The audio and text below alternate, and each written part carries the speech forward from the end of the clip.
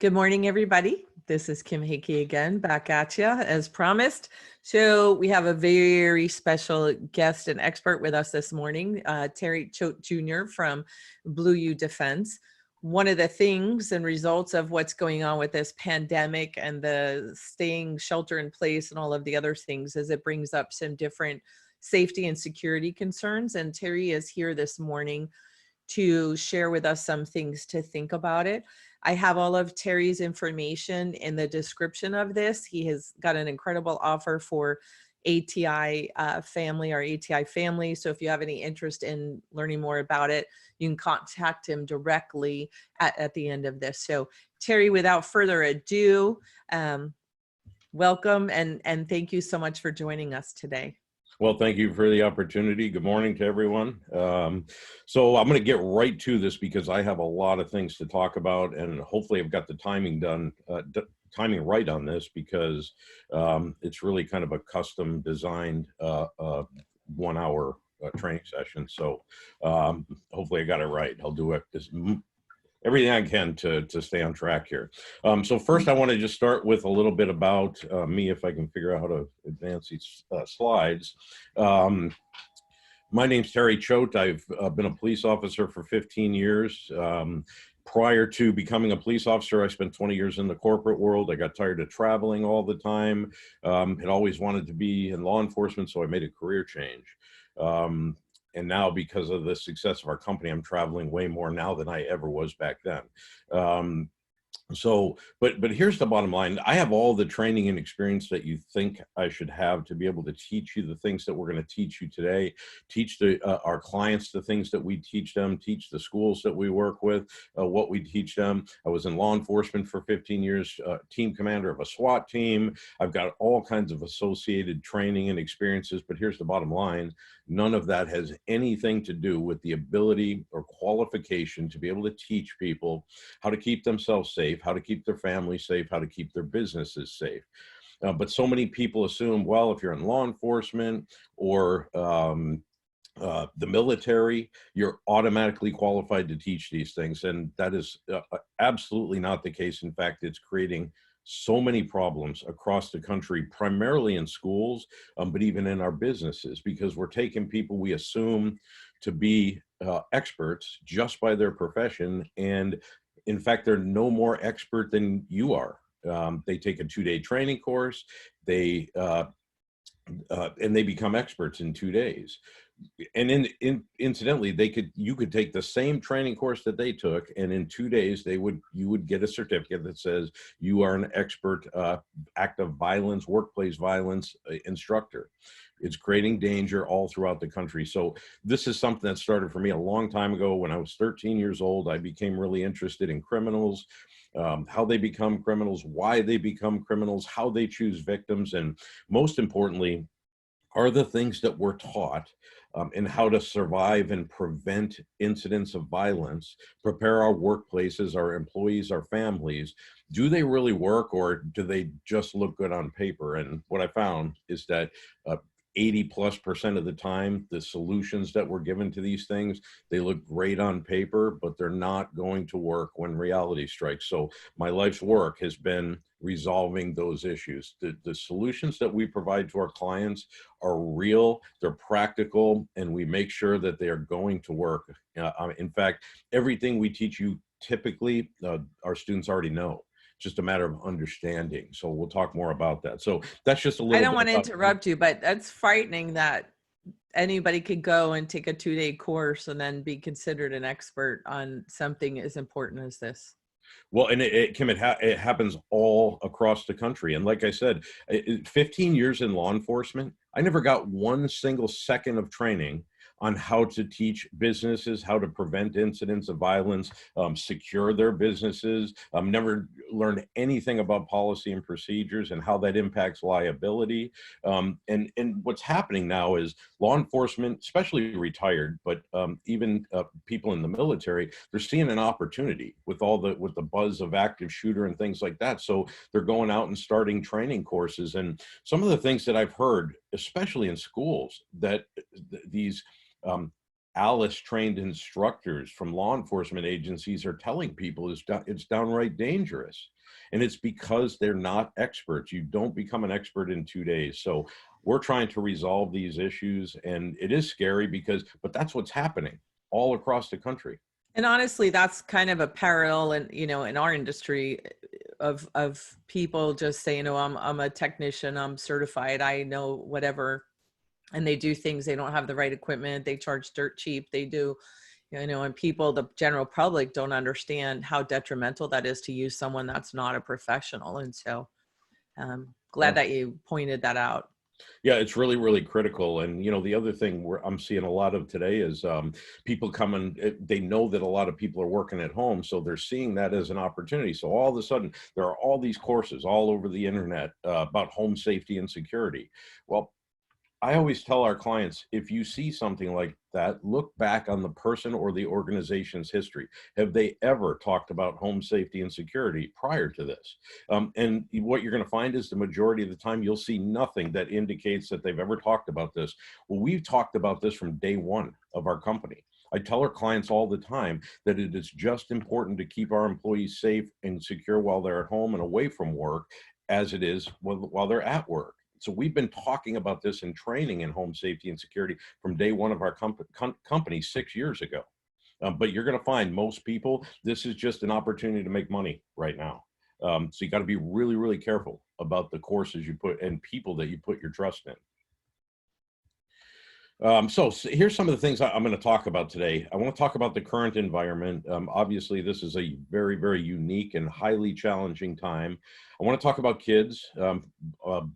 Many of us have kids, and they are extremely important to us. It's critical that you understand some things about them and teaching them. I'm going to talk about the ineffectiveness of training. This is overall.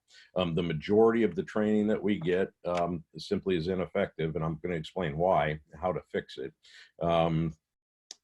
And I'm going to talk about the very basics of home security. These are the things that are really, really important to people today under the current environment. So first, I want to just do some foundation building, establish a foundation of understanding for what we're talking about today. What you see on the screen is Abraham Maslow's hierarchy of needs. And it's critical that we understand this. These are the things that, as a pyramid, you can see there are the most critical aspects of what it takes to survive, live comfortably, and thrive in life.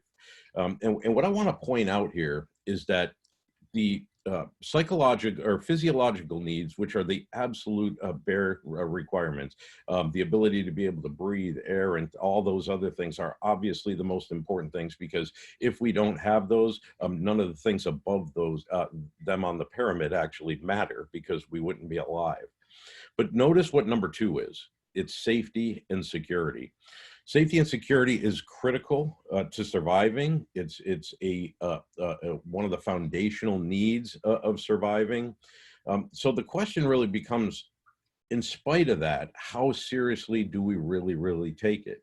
And I think you're going to find that there are some questions that have to be answered, even personally, as they relate to yourself, your business, and your kids. Anybody who's responsible for safety and security of others, especially. It's really, really critical to understand that, because what I think you're going to see is that, in spite of the fact that that's the second highest level need on this Maslow's hierarchy of needs, we don't pay a whole lot of attention to it. And that needs to change, especially going forward.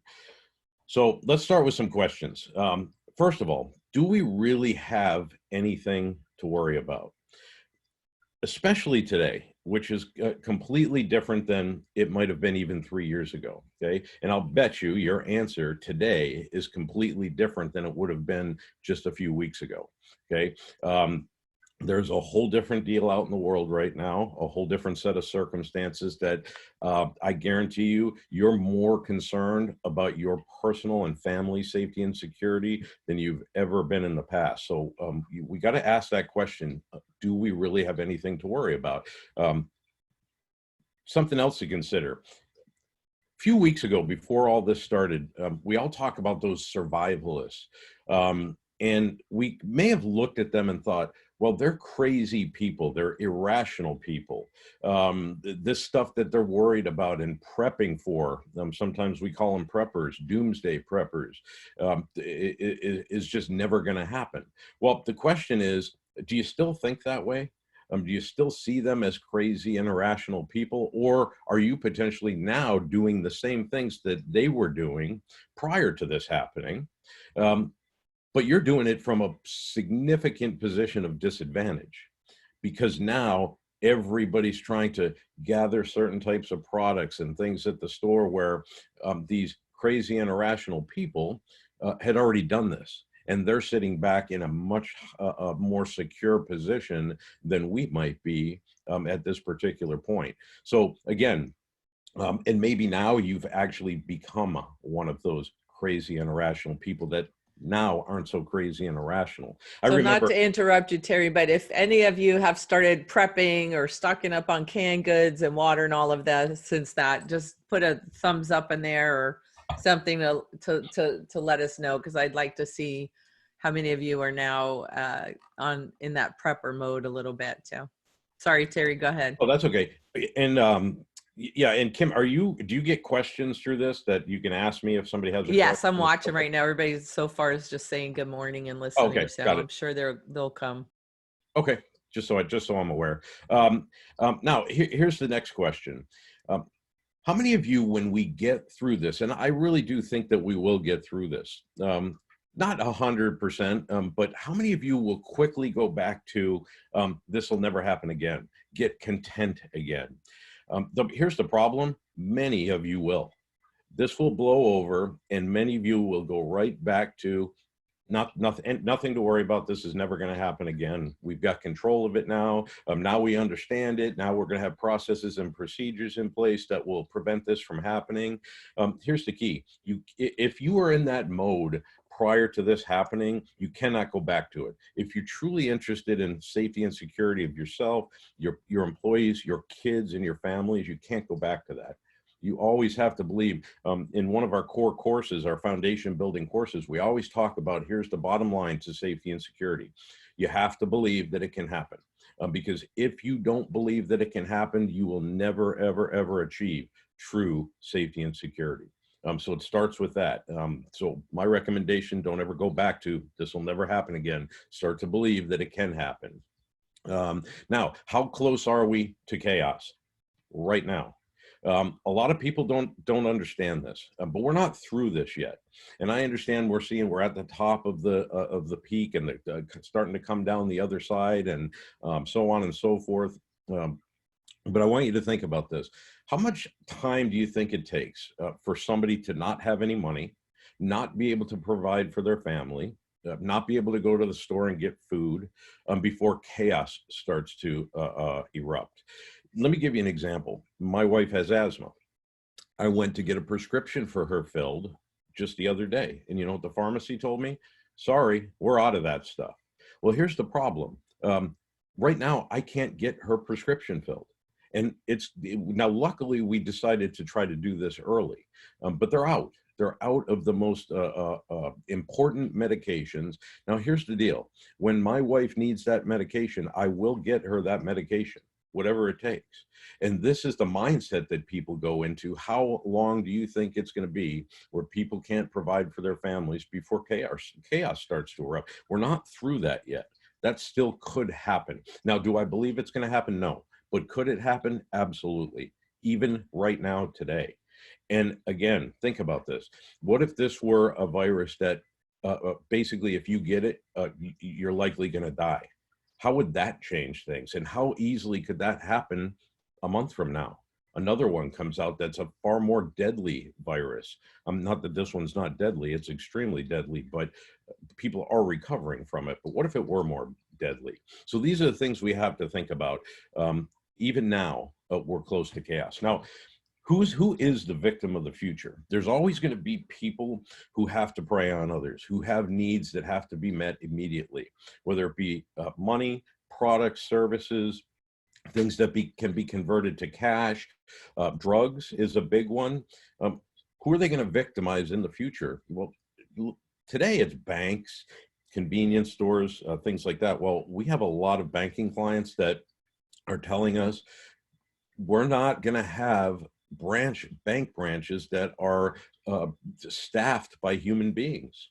They're going to be all, they call them ITM machines, where basically you walk up to it, it's like an ATM, but a live person will pop up on a screen and be able to interact with you. Well, you can't rob one of those.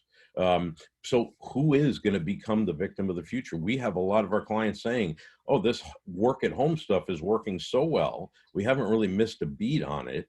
So we're going to have employees start working from home. Why pay rent? Why own real estate? So the places where people gather today, now it's really going to be us at home, or could be, or that's a trend that's going to you're going to start to see. So where are these potential threats going to get what they need? It probably is going to be the individual at home. So this is one of the things that we monitor as a company, how things change, statistically, who the victims are, who the criminals are victimizing, why they're victimizing them. So this is why it's important for our clients. We provide this information to them because it's critical to know and understand. One thing really, really quick, because this is a hot topic right now, it's about carrying firearms. I am a staunch advocate of the Second Amendment. I think that if you've never committed a crime, you have a right to own a firearm, as many as you want, whatever kind you want. But here's the bottom line. Do I think that you should be carrying a firearm? Probably not. And here's why. Because there are very, very, very, very few people in this country that have the skill level necessary to responsibly carry a firearm. It's always impressive when you're standing at the range and you see that person come up with this nice bag. They unpack their bag, they get their equipment out, a bunch of guns, lay everything out on a table, load it up, put the target out to just the right distance, get ready, get into that nice stance, point their firearm downrange and start to shoot. And they empty out a firearm, 20 rounds in some of these now, and what you see is this nice little like 1-inch hole. And you're sitting there saying, wow, that's impressive. Well, here's the bottom line. That is not impressive. It's not impressive at all. In fact, anyone can do that. The question becomes, can you do that when your heart rate is 200 plus beats per minute? Can you do it when your heart rate's 200 plus beats per minute and you're moving? Can you do it when your heart rate's 200 plus beats per minute and you're moving and your opponent's moving? Here's the bottom line. The answer is no, you can't. And I've been retired now for about 1.5 years from full-time law enforcement. I don't carry a firearm anymore. Why? Because my skill level is not where it should be. And here's what a lot of people don't understand. You make even a well-meaning bad decision with a firearm. You could be the best person in the world, never have done anything wrong.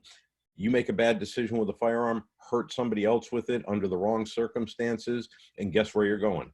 You're going to prison just like anybody else would. And so I am telling you right now, even full-time police officers, how many times have you seen, San Francisco was one, I think New York was the other, where multiple police officers empty their firearms on a potential threat, and not one bullet hits the threat. Now, they hit other things and other people, but they don't hit the threat. Now, these are highly trained police officers that are going through constant training throughout the year. It's tough for them, even under the circumstances. So here's the bottom line with carrying firearms. If you're going to do it, make sure it is a well-educated decision and you have had every bit of training that you could possibly have. And here's the bottom line. Some of you may not like this, but the chances are you're not good enough to carry a firearm. So just be careful about that. That's all I'll say about it. We have a whole stand your ground course we do, and people get it by the time we're done. It's quite risky.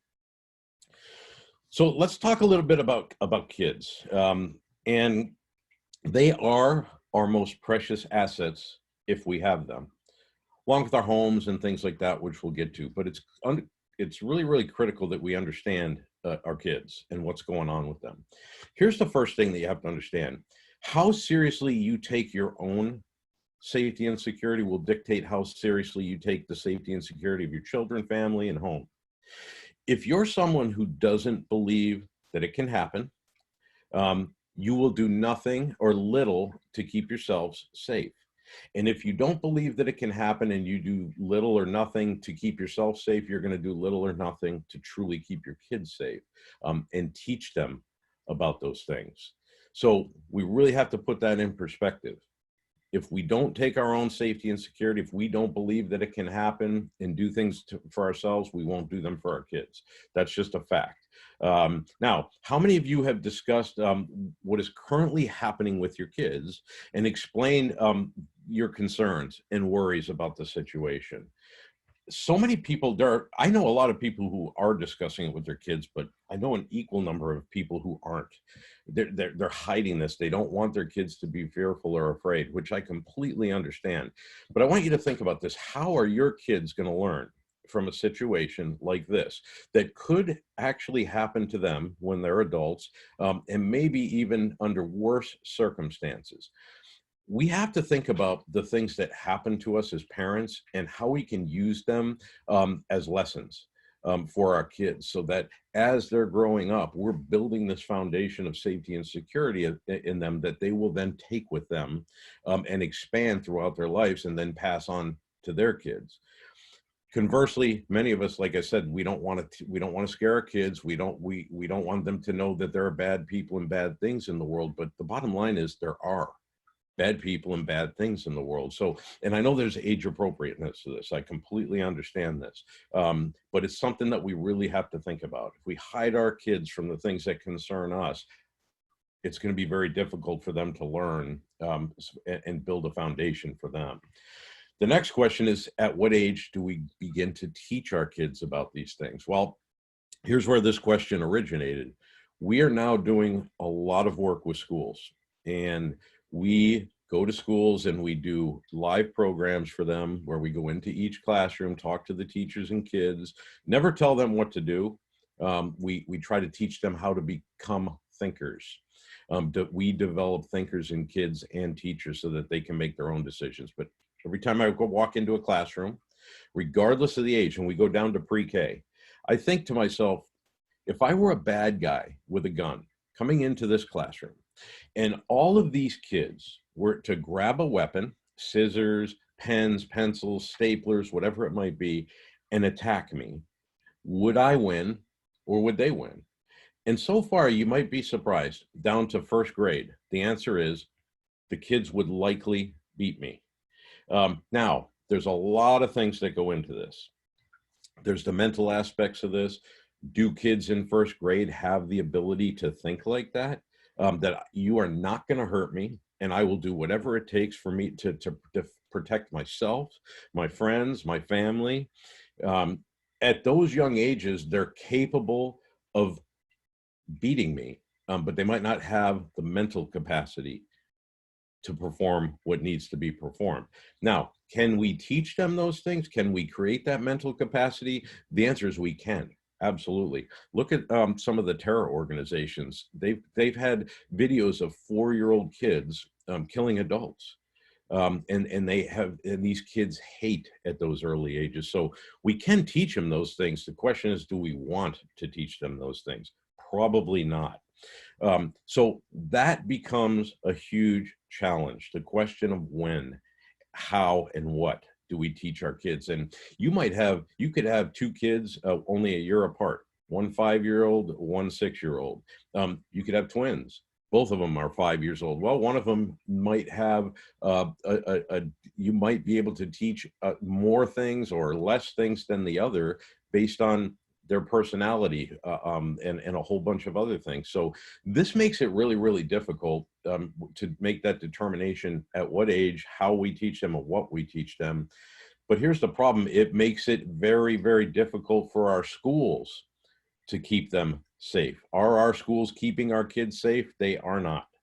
They absolutely are not keeping your kids safe. And ultimately, it's going to be your responsibility to keep your kids safe, even at school. Why, though? Why are they not teaching our kids safe? Well, a big part of this is this age challenge.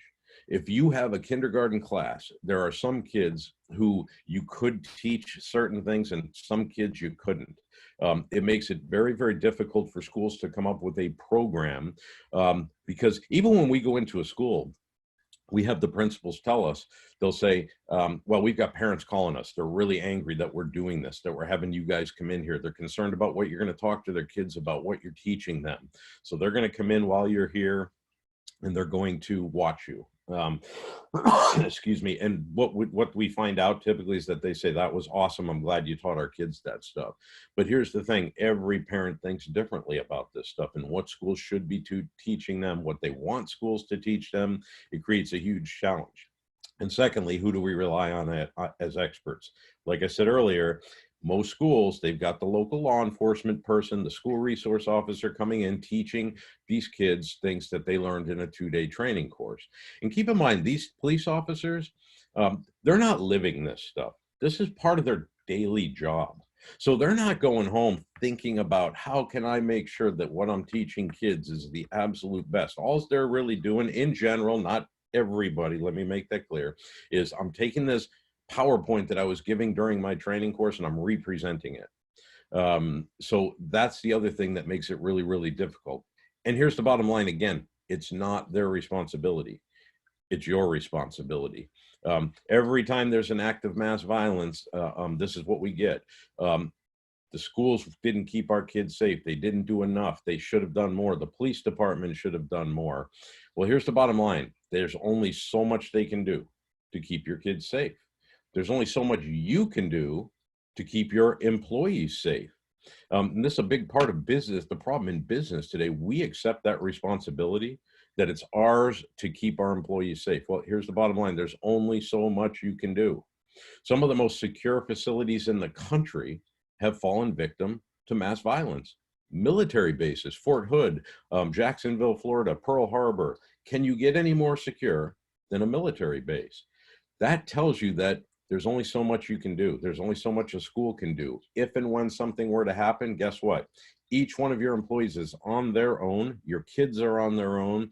It's up to them to be able to make the right decisions in the fractions of a second they'll have to be able to do it. So bottom line is we cannot rely on others. Either we teach our kids what they need to know, or their chances of surviving, or even more importantly, preventing incidents of violence, de-escalating situations, they're going to go way, way, way, way down. So again, something to think about. A little bit about liability. If you're an employer, what you do or don't do to keep your employees safe can have a huge, significant impact on your exposure to liability. Here's a big problem that we see in companies all across the country. They assign safety and security to somebody who has a different job, human resources, a facilities manager. And these people that are assigned the safety and security know nothing about safety and security. So if something were to happen, if I were an investigator, I would come into your organization and I would say, the first question I would ask is, who's responsible for your safety and security? And you would tell me, and my next question would be, now, tell me everything about their training and experience. What level of experience do they have in safety and security? Well, here's the bottom line. Most companies who sign that responsibility, the people who are assigned it, they take a training course here or there. They have no proficiency, no level of expertise. And my ultimate question would be, so you take safety and security so seriously that you gave the responsibility of it to someone who knows nothing about it. That's a problem. That creates liability. So one thing I would tell you is, whoever's responsible for your safety and security, make sure that they become as proficient as they possibly can in that topic area. And there's a whole bunch of other things that go into this too that I don't have a whole lot of time to, enough time to talk about. So what is the real purpose of training? I'm going to go into training right now because this is something that is a big, big problem all across the country when it comes to safety and security training. And I did an OSHA roundtable last week there were 300 people on this live conference, and I'm doing another one actually on Wednesday for OSHA. But I see a huge problem with the things that we do use to train people and how we do it. What is the real purpose of training?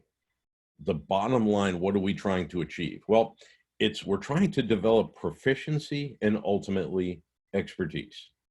Now, here's the question I would ask.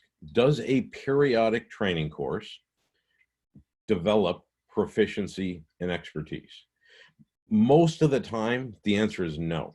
It does not. You're learning a new topic, even in your field. You could be a master mechanic, I don't know much about, but ASE certified mechanic. You might go take a training course on something new. That training course is not going to develop proficiency and expertise. You won't get proficiency and expertise until later on. So training the way we do it now in most cases, which is why I know ATI is so valuable, because they go further than just training you. They give you all the other things that are necessary elements of developing proficiency and expertise. Most companies, when it comes to safety and security training, that doesn't happen. So what are some of the problems with it? We train and move on. Take this training course. We know you did it. We needed it to comply, whatever it happens to be, and we move on. Glad you did it. We can update our records now. Good deal. It's not practical in a lot of cases. And keep in mind, this is safety and security related training. Looks good on paper, not going to work if and when reality strikes. It doesn't establish a foundation, which I will talk about in a more detail in just a minute. Doesn't create this proficiency and expertise. It's boring. Most of the time we take training in safety and security, we're sitting there thinking, another safety and security course. I don't want to do this, but whatever, I've got to do it. And when that's the case, everything that's really being taught to us going in one ear and out the other ear. Many times it's delivered by unqualified people. Might be that person that you assigned the responsibility of safety and security that says, oh, I got to do some OSHA training on this, that, or the other. I'm going to take this PowerPoint that I got and I'm just going to represent it. It has no impact. And if you're not seen as an expert, somebody who has a passion for the topic that you're training people in, it's not going to have an impact on people. What is your level of presentation skills? I always say, if you can have the best material in the world and be a horrible presenter, and it will have no impact on the people who are receiving the training. Conversely, you can be the best trainer in the world and have the worst material, and it will have a huge impact on people, even if it's wrong. And that happens all the time. Again, it's not practical. Oh, that's a repeat. It's not achievable. When people go to a training course, they have to really walk away understanding that I can master this with very little time and effort. If they don't, for example, if we did a safety and security training course and you were to leave that course thinking, well, I've got to be in law enforcement, I've got to be a SWAT team commander, I've got to be a special forces person in the military to be able to master this stuff, you'll get nothing out of it. You have to know that when you leave a training course, every single thing that you're taught, you can either do now or you can master it with very, very little effort. If that's not the case, then your training is going to have no impact on people. So in essence, it's wasted time and investment in a lot of cases.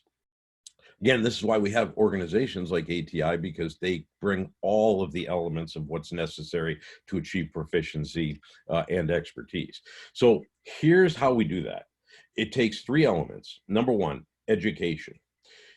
Education is the foundational, foundation building element, the understanding of the bottom line topic that you're trying to achieve proficiency and expertise in. This is college, basically. And this is what I always tell people. You go to college, you get this degree. It's a huge accomplishment and achievement. Then you go to apply to it for a job, and what happens? They tell you, oh, that's great. Congratulations on your degree, but you don't have any experience. We're looking for people with experience. Well, that's where training comes in. Okay, then we get to training. This is where we learn the real skills of the job. Okay, And let me give you an example. The police academy. We go to college. We get criminal justice training and all this stuff. It's great for foundation building. Means nothing when it comes to being a police officer. Then we go to the police academy. 16 weeks of intensive training. And this is the case with the military as well. 16 weeks basic training. When I got done, I remember at my graduation, one of my instructors said to me, "Congratulations, good job. Now forget about everything we just taught you and go out and learn it on your own." Now that was kind of a shock to me because I'm thinking, well, did I just waste 16 weeks of my life? But no, that's not the case. What he was telling me is all of these things that we just taught you in and of themselves, they mean nothing. They will mean something when you go out and start to use them and apply them to the education that you received prior to the training. Okay, this is where we're now gaining experience. The experience is what brings together education and the training. All three of those elements, then we start to really gain proficiency and expertise in the topic. If you don't have all three of those things, you will not achieve proficiency and expertise. So again, most companies, the problem is they just train and that's it. Well, when you just train, you're not going to achieve proficiency and expertise. And again, I don't want to say this is the case all the time, but in many cases, it's a waste of time. I always tell people who own businesses, have you taken the courses that your employees are being trained in? Have you taken them yourself? Have you made the determination as an owner, as somebody who's ultimately responsible for safety and security, to make sure that what your employees are being taught makes sense, that it's realistic, that it's practical, that it's the right training? It's really critical that if you are responsible for safety and security, that you understand those things and do those things. Make sure you know that you're taking the same, what your employees are being trained. It's critical. So back to practical. What is practical? If you can't use your skills, you're in the case of safety and security, practical personal defense. If you can't use your skills quickly, instinctively, and without thought, they're not going to work. And I always ask this question. Martial arts is a good example. Are they practical? And many people would say, absolutely, they're practical. But here's what I want to tell you. I took martial arts for 9 years. Several different styles and systems. I had 3 primary instructors in this 9 years that I spent a lot of time learning these things in. 2 of them got into fights on the street, and I saw both of them.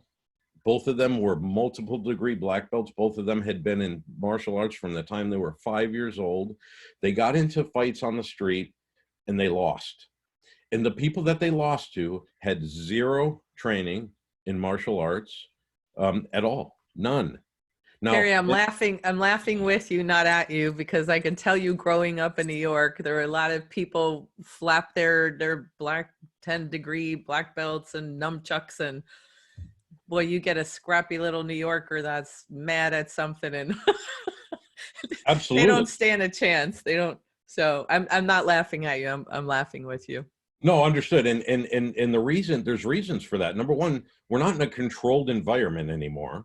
There are rules. There are no rules out on the streets. We don't we're not in a training environment where we're doing a takedown technique and my opponent in the training environment throws a punch and stands there while the other guy and allows your partner to do all these different moves and ultimately results in taking somebody down. What about things that are designed to break arms, break legs? I had a guy come up to me after I talked about this at one of our training sessions, and he was a martial arts school owner, and he said, "I take exception to what you're talking about." He said, "My 10-year-old daughter could come up here and break your arm." And I said, "Really?" I said, "How many times has your daughter broken an arm in her entire life?" And he said, "Never." So I want to break this down. And again, I did this for 9 years. We practice a technique over and over and over and over again that ultimately is designed to culminate in breaking someone's arm. We do it thousands of times. We develop this muscle memory because we're doing it thousands of times. And every single time we do it, we stop short of its ultimate intention. Just when we get to the point where we're about to break somebody's arm, we stop. And we do it over and over and over again. Now, we only get to that point in most cases because our training partner is allowing us to get to that point, but we stop short. Now, we all have this thing called muscle memory. And if you do something over and over again, thousands of times, hundreds of times even, and you stop short of its ultimate goal, what do you think might happen in real life when you have to use that technique? So we have to think about these things, and there's a whole bunch of more things that go into this. And it's not just martial arts, it's all kinds of other things. The things we're taught, they're not going to work in reality. Now, martial arts, don't get me wrong. There are martial artists out there who would destroy me and anybody else, no problem whatsoever. And of course, when you speak of Chuck Norris, right, then none of this applies. Yeah, well, keep in mind, Chuck Norris, Jean-Claude Van Damme and a couple others lost fights, real street fights, to people who had no experience. They were street fighters, brawlers. It's not choreographed when you're on the street. There are no rules. Again, I'm telling you, you just got to be careful about this, because the reason I say this is a lot of times there are a lot of kids in martial arts. And again, they are great for discipline. They're great for balance. They're great for control. There are so many advantages to it, but you have to keep it in perspective. There are kids who are 8 years old that have black belts, 8 years old. And you tell me as an adult, if an 8-year-old kid, even with the black belt, is going to be able to beat you one-on-one, it's likely not going to happen. But they get this false sense of security, this sense of invincibility. And I've seen this in martial artists. They go out and they look for fights, even though they're taught over and over and over again. We walk away.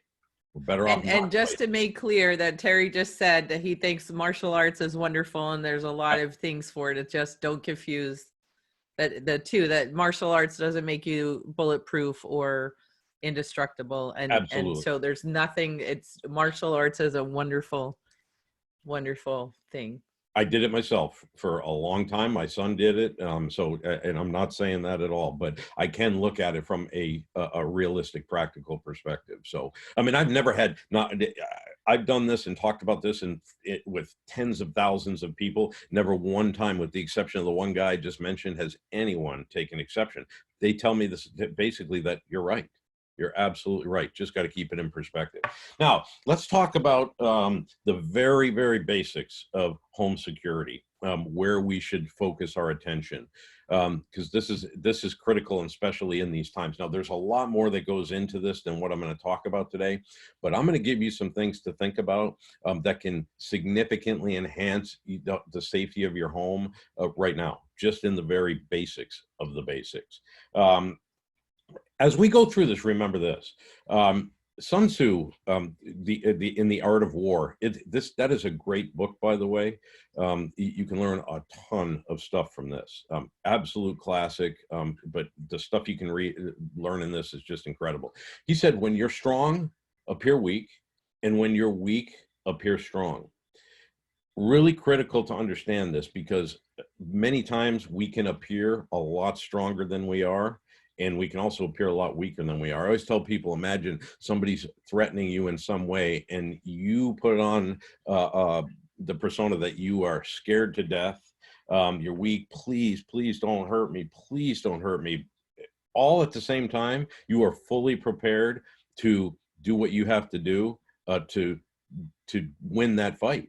And what you're doing is you're luring that person into a position of strength that they don't really have. They just believe that they have. So just remember that when you're strong, appear weak, and when you're weak, appear strong. Now, here's the question.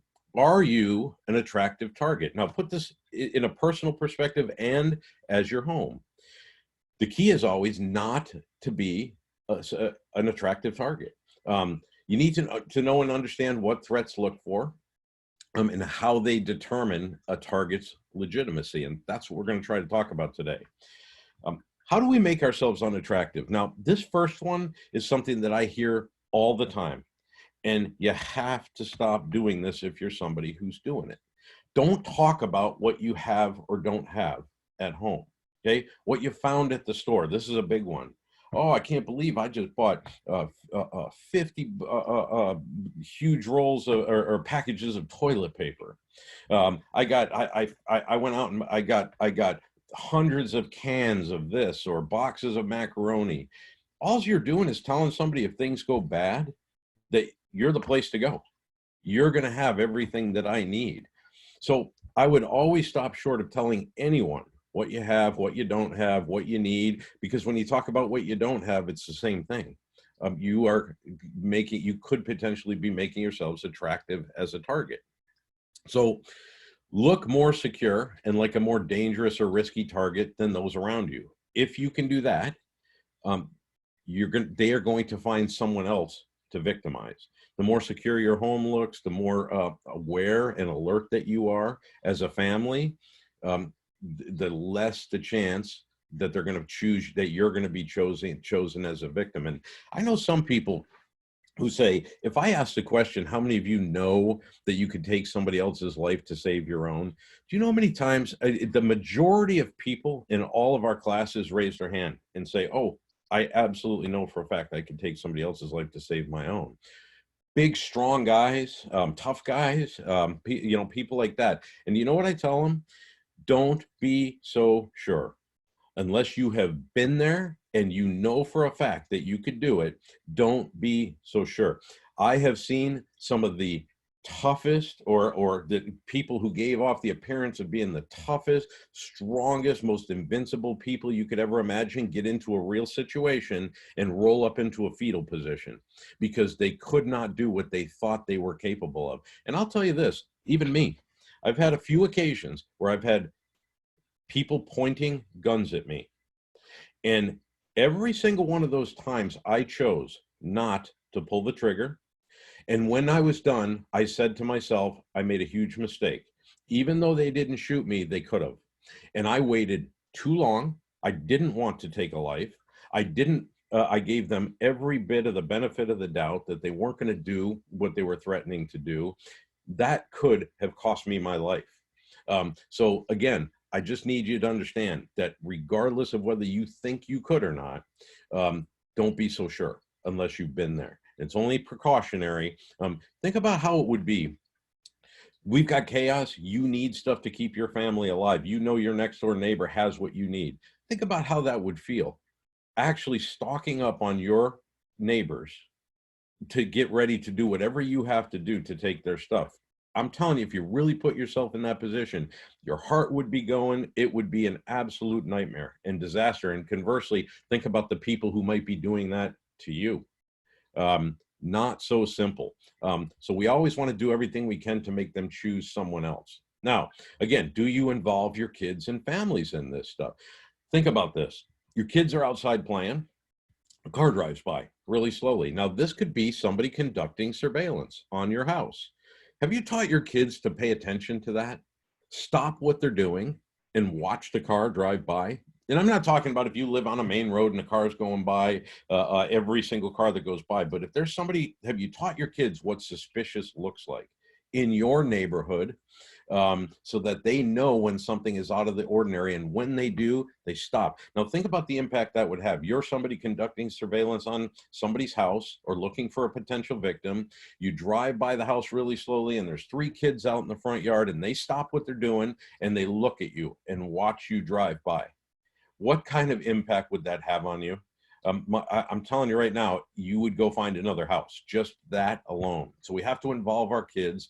It shows the threat that you are a family that's aware, a family that's prepared, and they're going to go find somebody else. And again, that's all we have to do. Now, home security considerations. We got a few different areas here that we got to look at. Operational. Okay, that means noise, odor, things like that. If something were to go bad, and again, likely that this will ever happen, highly, highly remote, but the noise that we create, the odors that our home puts out could tell people even at a distance that we were there and we have stuff that they might want. We could be victims. Then there's physical security, perimeter security. This could be gates, it's landscaping, alarms, alert systems, things like that. We got structure hardening. This is making sure our windows, doors, locks, and all those things are as secure as they can possibly be. Safe rooms, storage, and then tools, firearms, optics, night vision. I always tell people the number one best tool you could have if something were ever to go bad is night vision. Why? Because if we have the advantage of being able to do things in the darkness, it's a huge advantage. How many other people have night vision? Not many. You can pick it up fairly inexpensively now, but it's not so inexpensive that anybody can get it. So anyway, those are the things, those are the areas that we have to focus on. And, you know, we've got learning resources on all of these different things.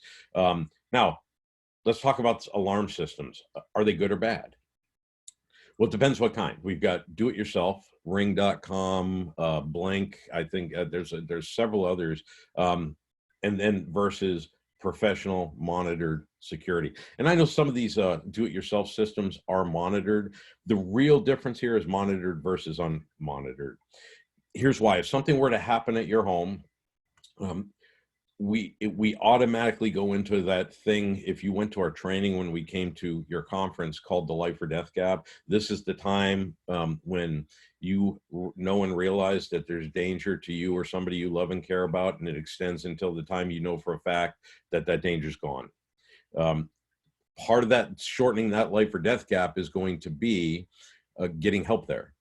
Well, if we don't have a monitored alarm system, the alarm system, it will alert us, but it's not going to do a whole lot to that. Just gives us an alert that we have entered into the life or death gap, but it's not going to do anything to shorten it. What shortens it is that alarm goes off and alerts us, and we know for a fact that automatically help is being activated, sent our way, and we don't have to take the time or worry about actually doing it.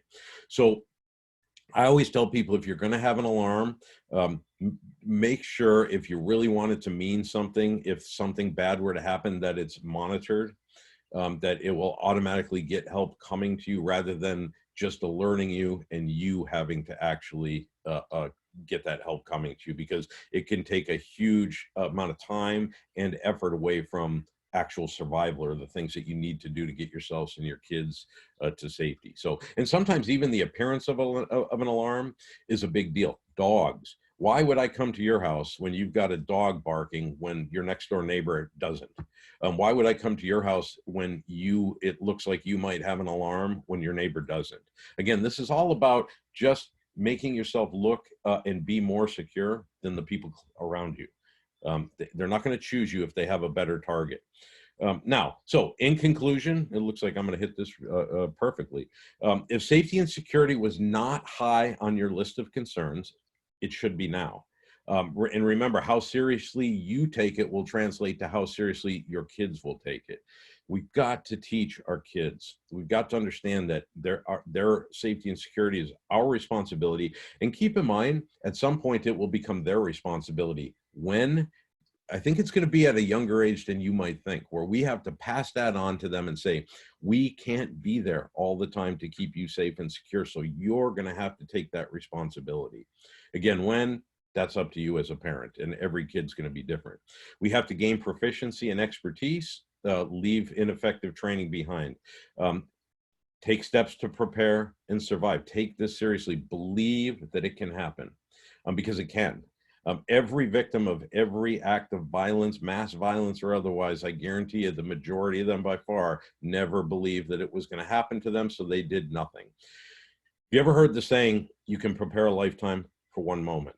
Well, if that one moment could mean the difference between you or somebody you love and care about greatly, living or dying, every second you will have spent because you were somebody who believed that it could happen will become well worth it.